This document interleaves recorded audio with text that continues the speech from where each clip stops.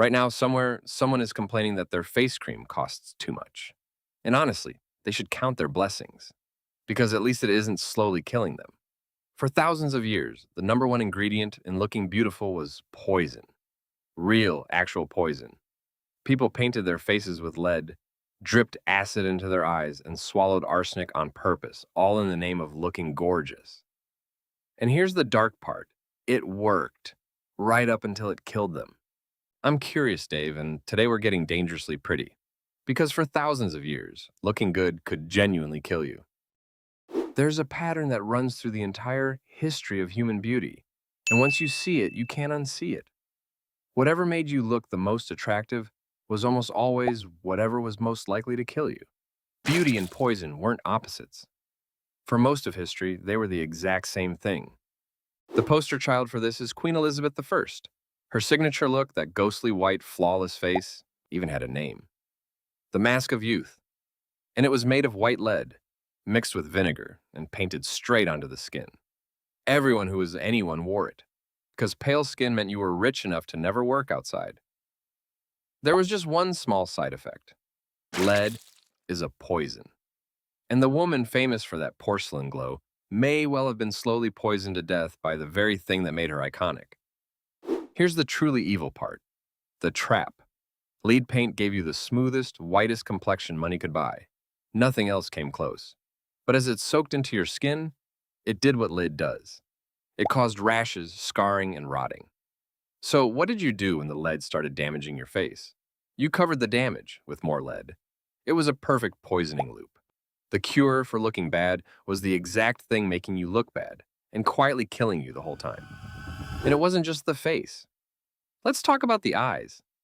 In Renaissance Italy, the fashionable look was big, dark, dreamy, dilated pupils, the wide-eyed gaze of someone helplessly in love. So women found a plant that did it for them. Deadly nightshade. They would squeeze its juice and drip it directly into their eyes. It dilated the pupils beautifully. It also blurred your vision, and with enough use could blind you completely. The plant's nickname? Belladonna, Italian for beautiful woman. Then there's Mercury. If the lead didn't get you, the mercury would.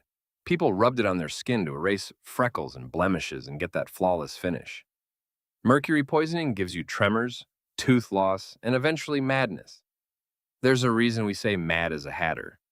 Hat makers went insane from the mercury in their trade, and people were smearing it on their faces on purpose. Not to be outdone, the Victorians took it internally. You could buy arsenic complexion wafers, little tablets of poison you swallowed to give your skin a pale, clear, delicate glow. You were, very literally, eating death to look alive. And your hair had to be perfect, too. Roman women who wanted to go blonde bleached their hair with a delightful mixture of pigeon droppings and, yes, urine again, then baked it in the sun for hours. Others used caustic lye strong enough to burn the scalp raw. Now, I have to be fair, because there is one twist.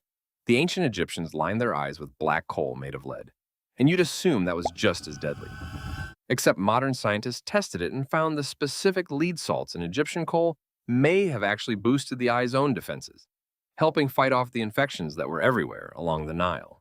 So Cleopatra's iconic eyeliner might have been, by pure accident, a little bit medicinal, a rare win. But mostly it was a massacre. And this wasn't only about what you smeared on. To get the fashionable, tiny waist, women laced themselves into corsets so tight, they deformed their ribs and crushed their organs. The rule was simple and brutal. Beauty was worth suffering for, even bleeding for, even dying for. And here's the part that should genuinely worry you. We didn't learn. Fast forward to the early 1900s, and beauty companies were selling face creams and powders laced with radium, radioactive makeup, marketed as a healthy glow.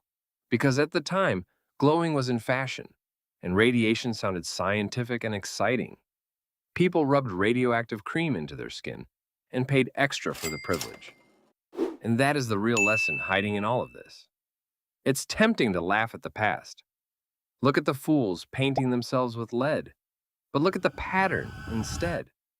Every single era finds a shiny new miracle ingredient, slathers it on, calls it the future of beauty, and only discovers its poison much, much later.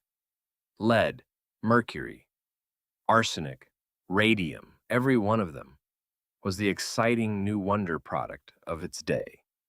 They weren't stupid. They were us. The uncomfortable truth of beauty history isn't that ancient people were foolish. It's that human beings will poison themselves to look beautiful every single time. And every single time, we are absolutely certain that this time, it's finally safe. So the next time a product promises you a magical glowing transformation, maybe give that ingredients list a second look, just in case.